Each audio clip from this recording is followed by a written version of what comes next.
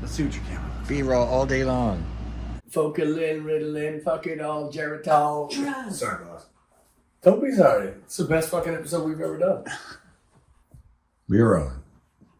We're rolling? Mm-hmm. Well, let's slap some fucking numbers. This.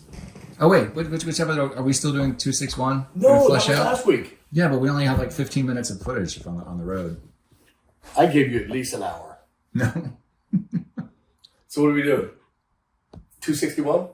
261, because we're going to have more to talk about for the next episode. Well, this isn't 262 then. Good. No, Let's do it. Let's do 262. This is episode 261. 262. Excellent. Good. And if you're joining us on the Wirely, if you're not watching us on our Overlords YouTube, just let me. Chad's wearing his forest green. Turbo's wearing his what was it, Waller's coffee. Yeah. Look at that. Wasn't this in Florida? Yeah, it was in Florida. Florida. Yeah. Wow. That was our. It was one of those things because I don't drink a whole lot of coffee, but it was like, oh, this is really good. I'm buying a shirt, so. Wish I could remember what that tastes like. Oh, yeah. Yeah. Florida. So Tampa? Or outside of Tampa somewhere? It's a dump on a stump. There's a laptop. It was a laptop. Well, you sit on a stump. It looked like he was, Yeah, I didn't see that. It looked like it was a defecate in the woods kind of thing. It's cool. I'll have to look them up. I'm not sure online. They gotta be. So, coffee shops, take notice. If Turbo likes coffee, he's buying a shirt. Yeah. That's a good. That's a good indicator. That's a good. Yeah. That's a good incentive for. And I'm wearing the One Moxie shirt. I get paid every time I wear it. So. Yeah. By the hour? No. Just per wear, and then I have to send it in every time I wear it. Oh yeah, you wore it. Yeah. That's Get the money. the automatic system. We've lots happened since the last run. We're pushing extra hard for we're going out to California the end of this month, February. We're heading out that way, and we're doing the 9th and 10th in Sonora, California, just outside of San Francisco. We're doing a 2-day festival out there. We're really trying to hit that hard. I don't know if we've any friends out there, but if we've anybody out in that area, we'd love to know where, if there's radio still we can talk to, or any rags that we can call up, because we'd love to do some promotion for them, because it looks like it's going to be a very, very, very fun event. We'll list the bands on there, but the two that we know of are the Wicked Tinkers, and we've never played with them before. I know we've crossed paths. I know we've played festivals that they've played, but we've never been on the same bill. Yeah, well, that one guy, yeah. They were there when we did Sonora the first time. They're playing? We didn't play on the same stage, yeah. There were 2 different stages, at least, remember? Oh, yeah. But that one of those guys, I forget his name. He was a dark-haired dude. He did come see us play, like, both times. Oh, no, I think you're thinking of Tempest. Was that Tempest? Yeah, that was Tempest. Oh, wait, we already had this conversation. Leaf was the guy's name. Not L-E-A-F. L-E-I-F. Leaf. He's from one of those Scandinavian places, and so we never got to see them play. However, we've heard many things. I've spoken with Leaf on the phone many times. He was looking for information for festivals and names and contacts and whatnot. Let me take this opportunity as well to say to our friend Ed Walnutsky up in Dallas. Yes. A big thank you to Ed. He's that list. That Meg, thank you, Meg. Mm-hmm. That the list that Meg is working on, I mean, tremendous, unending, ginormous piece of information right there from Ed. Mm-hmm. And Ed's been a friend of ours for years. He was in a band years ago called Weed Fire. Very good. Which is now Cleghorn. The ones with the backing tracks? Yes. With the fake bass? Yes. Okay. Yeah, that's the same one, but not when he was when Ed was in the band. He played a real bass. He played a real bass. Do you hear that? How many strings were on it? Can you remember? At least 4. It was 5. Was there 5? Okay. Yeah, he was playing 5 strings. So my disdain for backing tracks appeared at around the same time as only because, like I say, good players, nice guys, but they seem to just drag the whole stage down, meaning the times and the nerves of the sound guys, and just everybody that had to work with these guys just seemed to be, deflated. after working with you because your computer's not firing up. Your songs don't line up.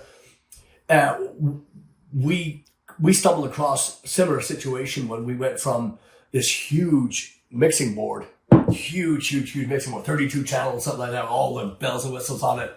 We went to this MR18. It's the Midas MR18, which is a phenomenal rig, and I've got no problems with it whatsoever. However, it's so weird to me because I'm not a computer guy. I'm just not computer friendly here or here or here. Yeah. But when the frustrating thing with the Midas early on was when we would have our in-ear systems close to the board, the reception's gone. Yeah. And you couldn't get connectivity, and we were just struggling with all kinds of.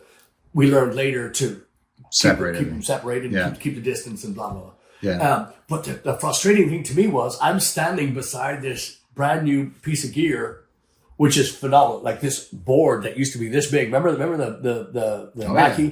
I mean, 32. I mean, just went through several different big, big old fashioned boards. Yeah, we had a ton of them. They all Behringer, died. Mackie. We never had the Hughes and Kenner, but we've had not Hughes and Kenner. Anyway, standing beside it, tablet, all the bells, and you couldn't get it to go on. And I just wanted to smash it over that motherfucker. Just got it. It's right fucking here. I couldn't read it. Everything's within this proximity. Nothing is distant, but it couldn't find it. So that to me was when you plug in a cable and you don't get a signal, the cable's broken. That's just it. And you change the cable and boom, you're back up. Anyway, so that was the same thing with. Actually, it's not the same thing. It's frustrating, yes, but when you're working with backing tracks, the band can't play without the backing tracks because they've hitched their wagon to that. Yeah, and you can't. Like as we were often fond of doing in this band, there'll be curveballs, and they'll be like, "Hey, let's do a break right here, or let's wait, stop, let's go into this song instead," or and also like we have the luxury too, like if we do have breakdown, like if the power goes out, or you break a string, or something else breaks, we can come back in start at any point in the song we want. We don't have to start over from the beginning. If you're on backing tracks, you don't have that luxury unless you've got some really elaborate. It's possible, I guess, but you'd have to go and track, and you're introducing technology into a situation that should be ideally completely off the cuff. And I just hate that whole idea. It's never appealed to me. I don't understand. I have thought about having the Moog thing on the floor with just being able to put some kind of a keyboard underneath just to have, but you still play it yourself. It's not recorded. It's not on a click track. It's not but there's so little. There's so little you can do. You cannot, like you say, improvise. You can't. We like to, I like to. Anytime you get the whale line, anytime that you get the hey, he's gonna do something different. I signal like we're not stopping. We're going into something else. We're changing key. Mm-hmm. We're changing tempo. We're changing the song. We're trying something. Yeah. None of that. All that stuff's right. Somebody comes up to sing Fairy Tale. Guess what? You can't sing it because it's there's no give. There's no especially that. There's a big difference of somebody having an enhancement, right? You hit the pedal, you have a little sound. If it enhances the performance versus it's one of your tires on the car. Like if it's the entire, you can't move, you can't do nothing. Like it's it's driving. Yeah, it's your leader. Yeah, But we already have 3 of them, so no more shit. But speaking of tires too, bro. Yeah. So tire story too. So just a few months back, the tires that Jay Holland bought us, to be continued, Jay Holland, Jay. When are we going to see him again? To be continued, coming up. But he bought brand new, took the van, came back with all new tires on it, don't worry about it, that guy. Yeah. So anyway, I brought those tires in because they're on the van. That's how they move. That's how they get from place to place. So the van took the tires, or the tires took the van. You tell me.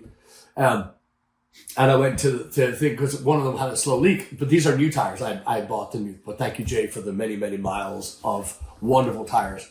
Anyway, I bought new ones a while back, not too long ago, and one of them was just getting there was a slow leak. They brought it back in, and I have all the insurance on it, and all that crap, so you get. And I brought it in. The motherfucker's trying to sell me new tires. I swear to God. And I said, do you see on the top of the receipt the date?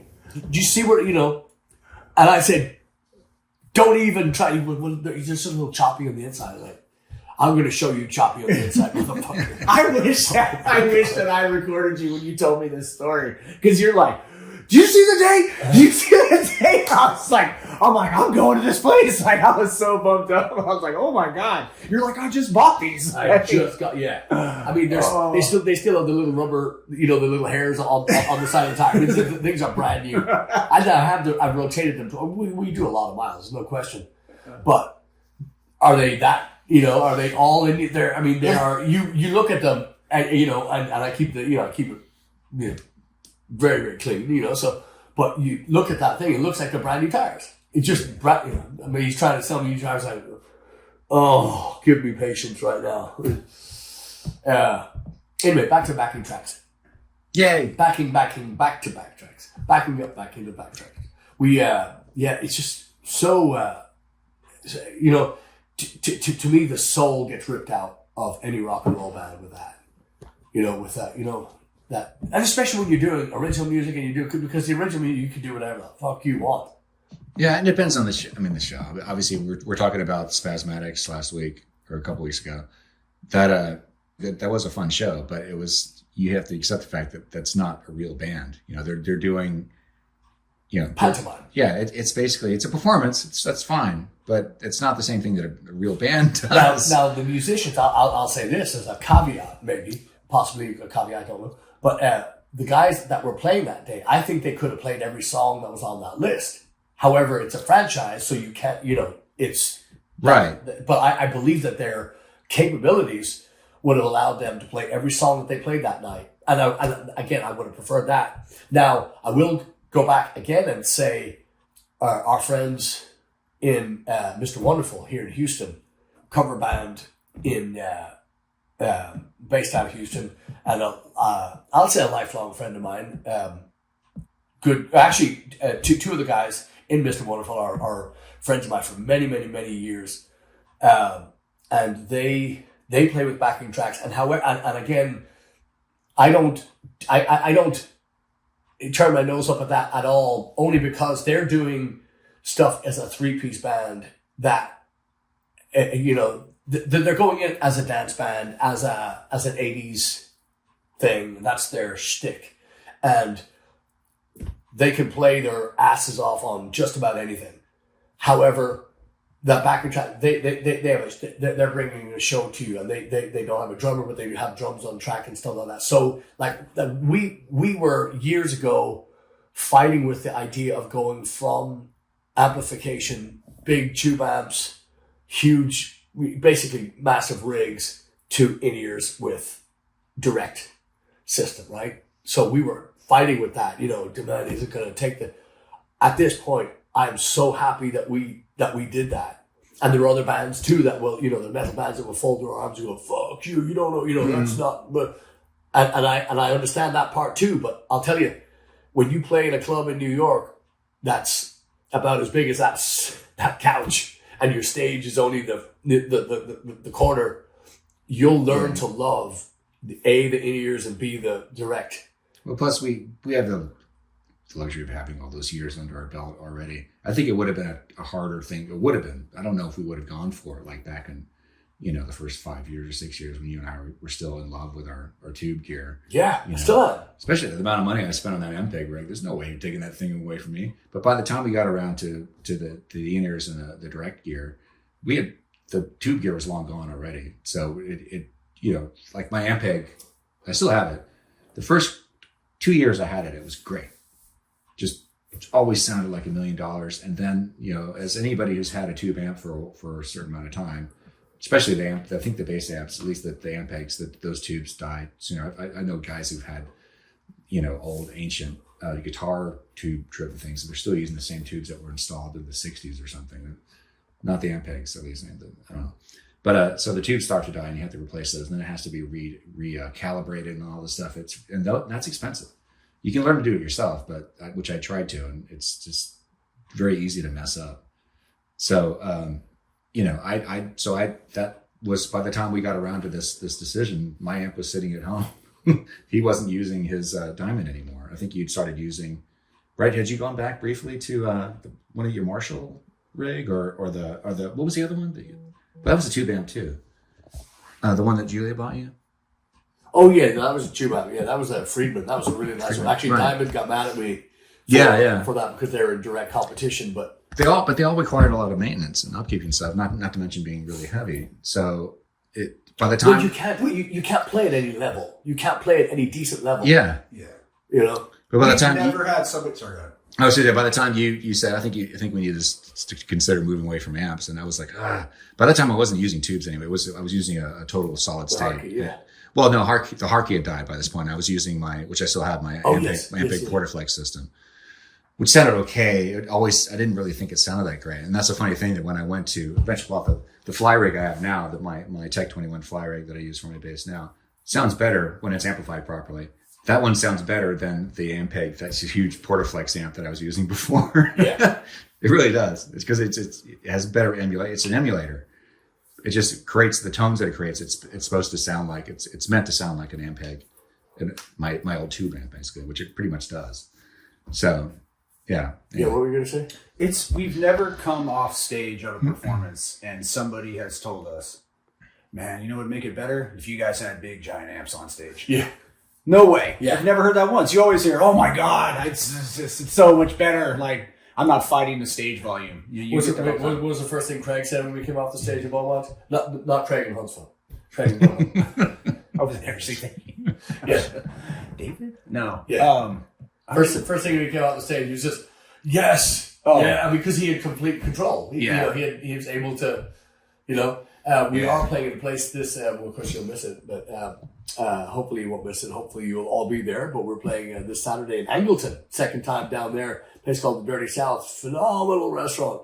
Great stage. It's unfortunate they put the drummer behind the plexiglass. However, it's a restaurant and they wanted to keep it, they want that full control. When you come in with an amp, you kind of defeat the purpose of putting the drummer back there because you want the amp back there too, But we did that last time, last time we played there. Just fabulous room. Yeah, that's cool. Yeah.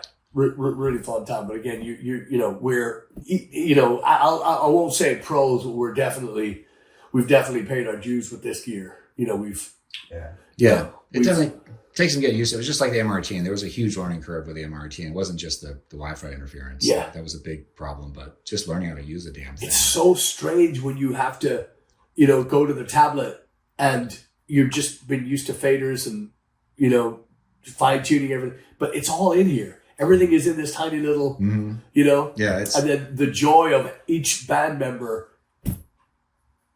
having their own control over their own ears. Oh, yeah. So you just, oh yeah, I got it. Don't you? Yeah, and it amazes me that there aren't more clubs because most clubs have these systems that are driven by iPads and stuff now. They should be giving the bands the ability to control their own mixes. I know. Make their jobs easier. Uh-huh. I haven't come across one club that does that yet. Get on it. We have the technology. Just fucking do it. Yeah. God damn it. Yeah. One time you're all, man, you should just get the app and do your own. Yeah, when I first joined, I was like, wait, what? Show me that thing. I'm like, I don't think I've ever asked ever since. Hey, I need anything. I'm just like, just as we're playing, I'm like, do it. Okay, I'm good. Yeah. Well, the big problem before is because until we figured out the interference problem, that we had a huge problem with those things not working. But now we know why they weren't working because the Wi-Fi was getting killed. Yeah. By the little North Carolina, Jack in the Wood. I mean, he had the same problem.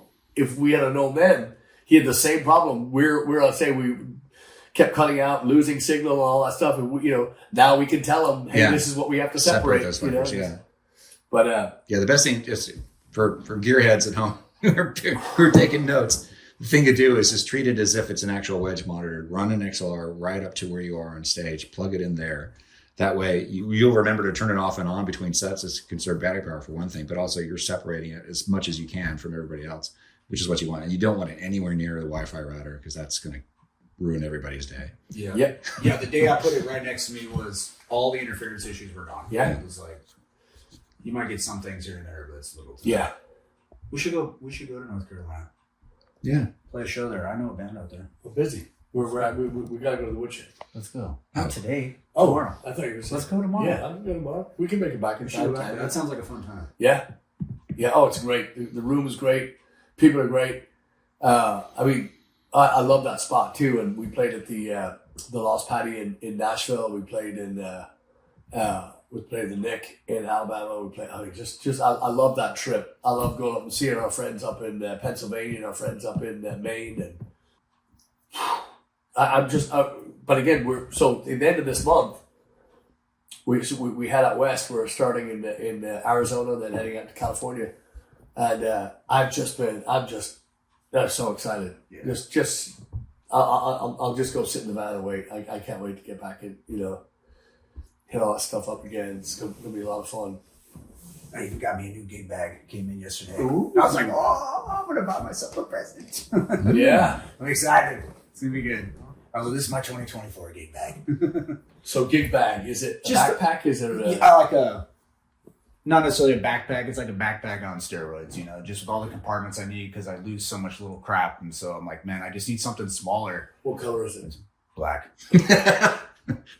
And everything that goes into it is what color? Black.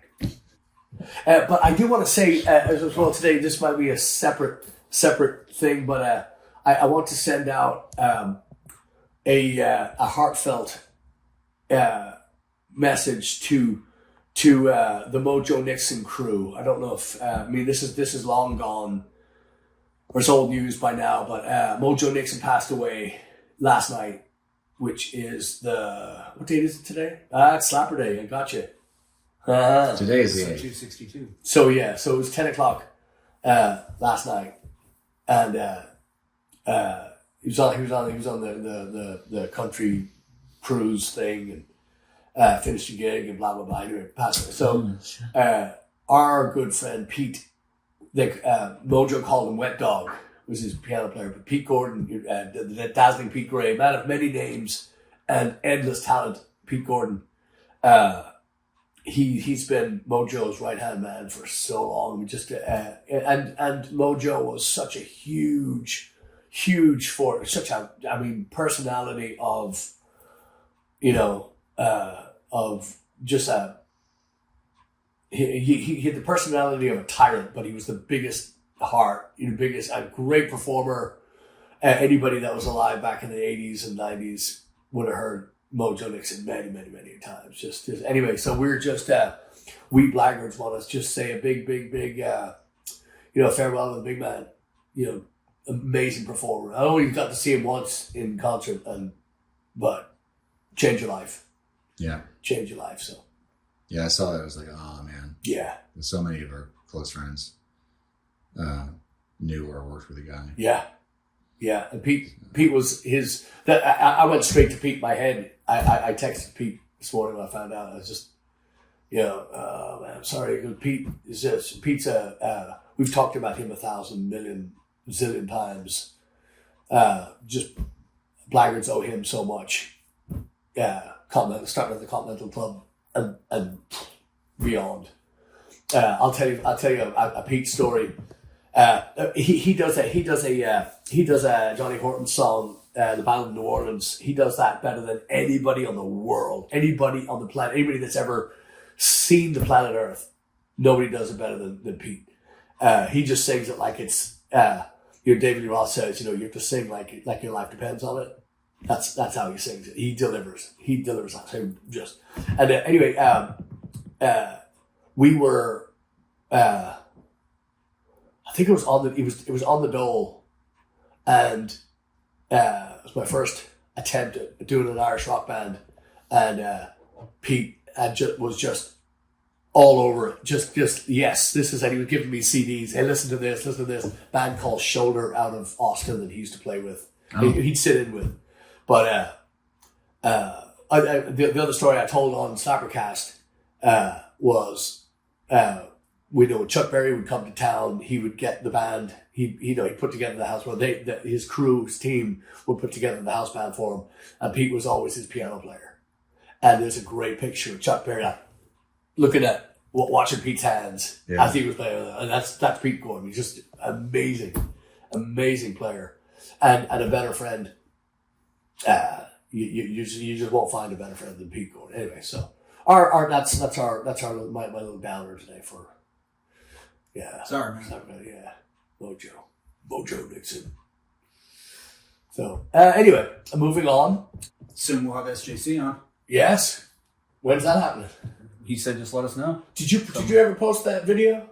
Which video? Your California SJC?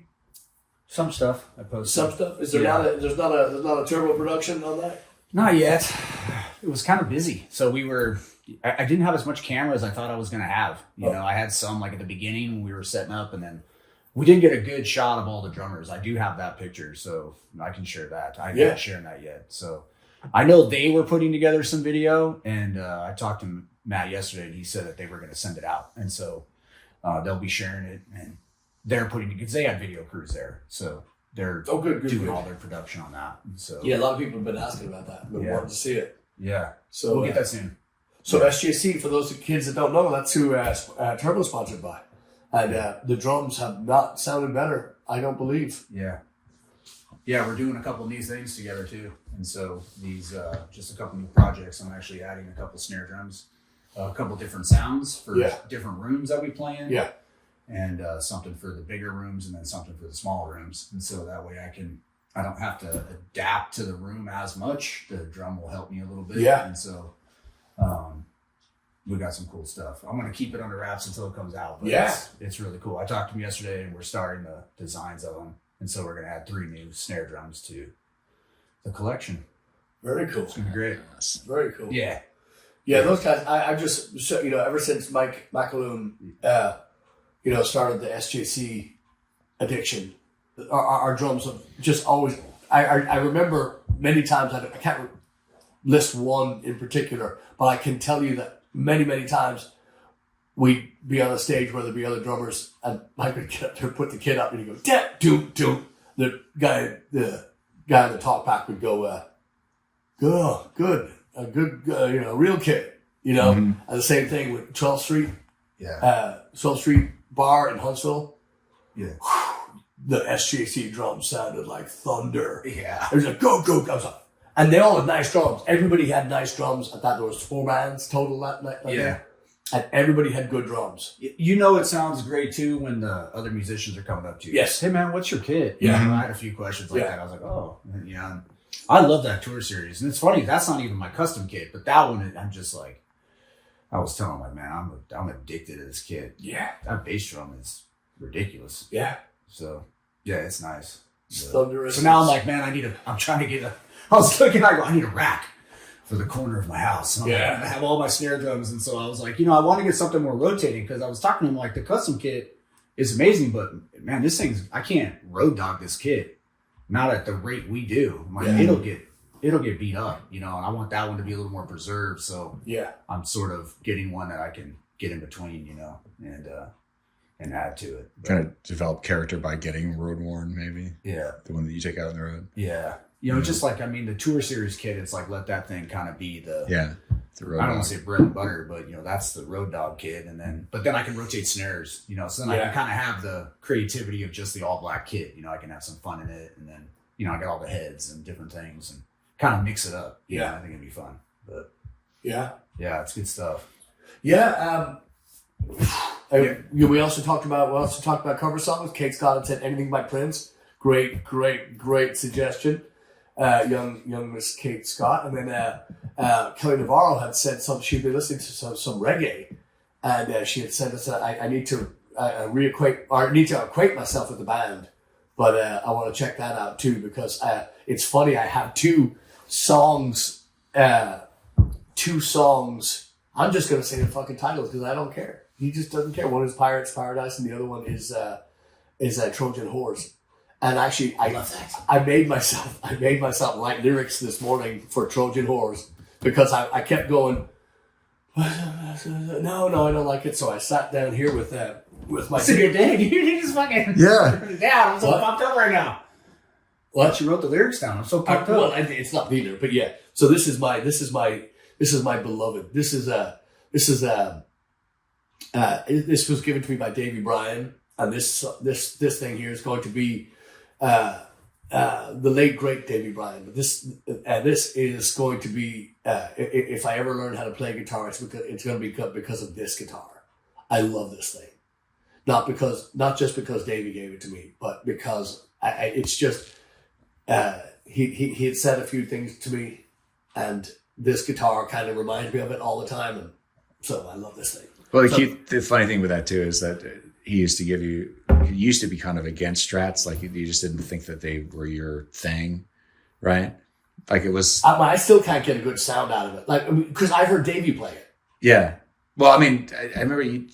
Maybe I just remember there was one time you were playing a guitar that you'd borrowed. Yes, it was a G&L. It wasn't. It was something else other than a Strat. But Davey goes, "Be that." He commented on Facebook, "Be that a bloody Strat?" Because he had never seen you. It was a G&L. Was it G&L? Okay. Yeah. So Fender, when they sold Fender, they started G&L for a short time. Okay. At G&L, then they went back to Fender anyway. So. But Berkeley Assistant had loaned me a thing, and JV had commented on it. Boyo! Now I've got a good sound on these now with the amp modelers, but when you're coming out of just the difference is again when you're playing with single coil pickups, which are these, versus I usually play humbuckers. So they're a lot meatier. This is a very clean, very polished, and again going back to my excuse has always been, I heard Davee play this. When you hear Davee play this, you don't want to touch a guitar again. Yeah. I could just absolutely just destroy on this thing. Another story I've told before on SlapperCast was Joe Guitar Hughes. I hope he's Houston legend, but he's a legend regardless. But I think it was Houston. But I used to go see them on Party in the Plaza. Davee was his side. That wasn't on this guitar, but Davee was his sideman. Davee was and he would push Davee to play solos that just dropped my jaw. I just couldn't believe what I was hearing on this thing. The guy would just annihilate this thing.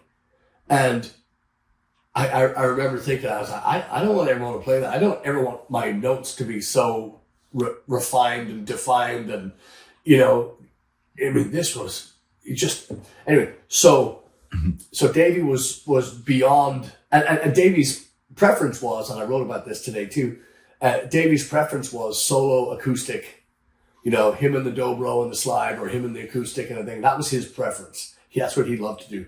But I still maintain Davee's gift.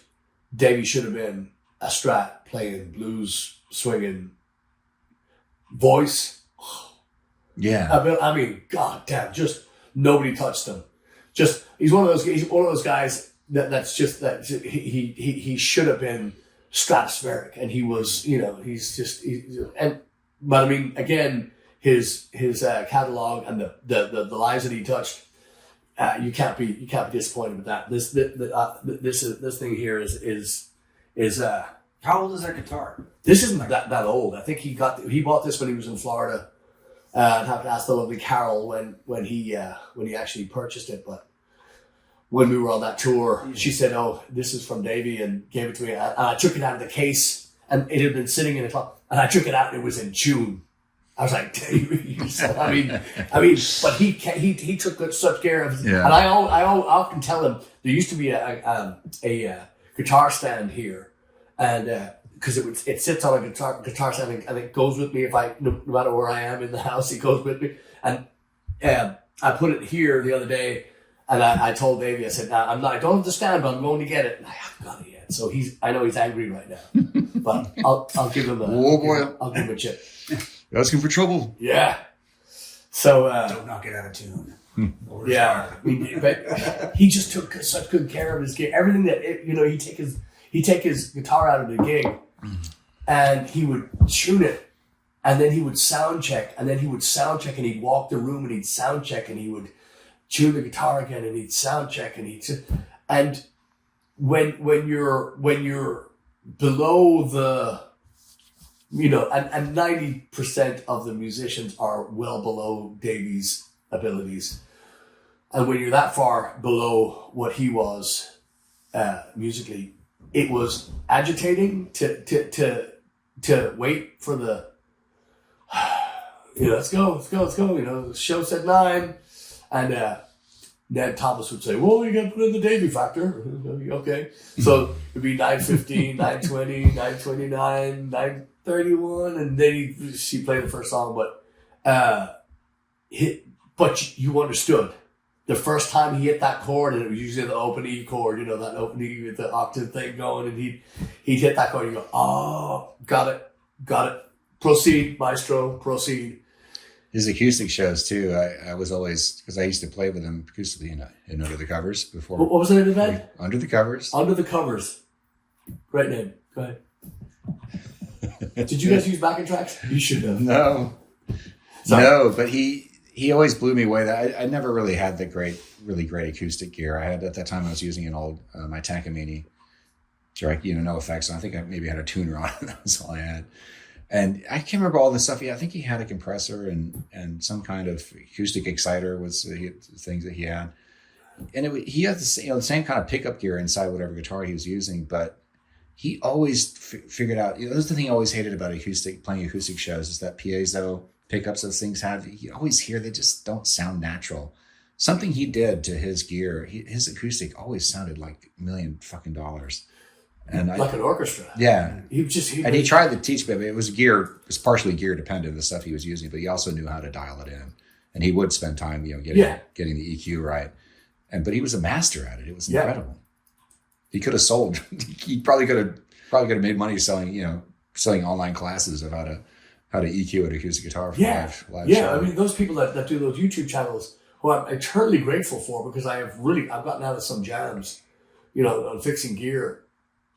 The knowledge and the time that they take to do those videos, and I have to say, I wish I could subscribe and like, and I do like. I always try to comment on it and say, just to help them. I'm not subscribing to it because our overlords are, YouTube. I mean, you do spend far too much time on that stupid bloody channel when you're because it targets you, and it just ends, and these things just get piled up and piled up and piled up. And you like that? Well, watch this and this 10 things. Mm-hmm. So, but again, it's such a gift to have that at your fingertips. But again, I wish that Davee could have shown it. He's such a giving, just generous to a fault.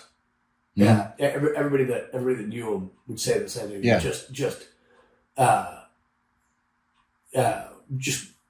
He would do anything for you. He would drive anywhere. He would be anything for. I mean, just anything you wanted. He's just a monster. The best. And we still have a lot of work to do today. We do, gents. And this SlapperCast, as fun as it is, we need to wind it up. Maybe we'll do a little Dirty South. Yes. Pickup. Well, that show's already come and gone for you guys, but yeah, you never know. We got something. You never know. We might have some clips for you. Yeah, it's a really fun room. It really is. But so we did say Kelly Navarro, thank you, and Kate Scott, thank you, and Emily had said Wellerman, which. I know Jeff Duncan had asked us to look into that one too, so okay, that's not a difficult. I love the tune of that song, and see if we can do that. Oh, John Werner also had suggested "Act Naturally" by Buck Owens. Did you see that comment? I did not see that. Yeah. Are you making that up? No. I think he's making it up. I've got paperwork. Okay. Okay. He said, "I don't know what made me think of this, but Act Naturally by Buck Owens."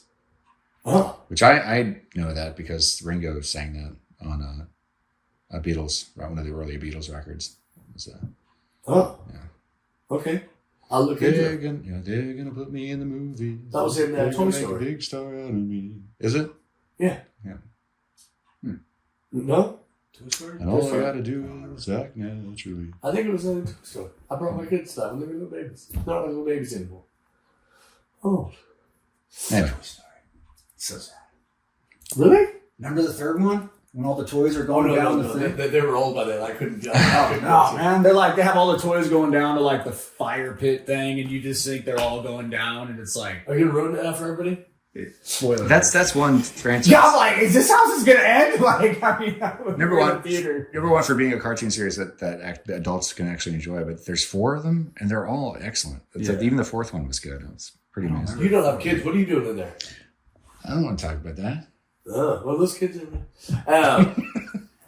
Yeah. Anyway, so yeah, we got a lot to get to today, and so yeah. With all that said, too, we may have to slap a little ending on this, and then what is the other one?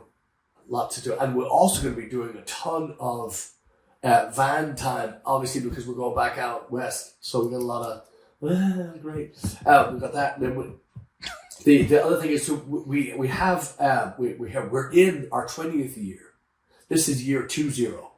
Blaggards are now 20 years old, and I don't think we are going to have something very, very, very special arriving very, very soon. It's in the works at the moment, so we're going to have something. And then somebody said, "Jay, I miss Jay. We haven't seen Jay in a while. Guess what? Guess where we're going in July? It's called July because we're going up to Omaha. Yes, we are. Yeah. So we're gonna have we're gonna have. Actually, I'm glad you said that because I'm gonna put that on the thing today. We're going to be in April. We're going up again to Omaha. We're going to play the Dubliner, and then we're going out to play the Celebration of Life for our good friend Larry Williams of the Whip. Also hitting Ballycorns with yeah. Well, I don't know if Stratocasters are going to join us. Really? Or not. Yeah, Matt's out of town, and they're. I told him, I said, they've been carrying him for years. You don't need him. So anyway, we can do 2 sets. Okay. Or get John Werner to go up there and do a solo rendition of Stranglehold. Yes. 40 minutes. Yes. Yeah. Or he could just wheel back him up. John, you in? John Werner. I think that's a beautiful idea. I think so too. Yeah, I think so too. All right. Turbo. Yes. Taylor. Thanks. Cheers. Cheers. We'll see you next week. That's far too long. I drink when I'm hungry. I drink when I'm dry. If the moonshine don't kill me. If the moonshine don't kill me. If the moonshine don't kill me. Well, I will live till I die. That's how we do it. That's cool. We're glad we got that on fucking tape. God damn it.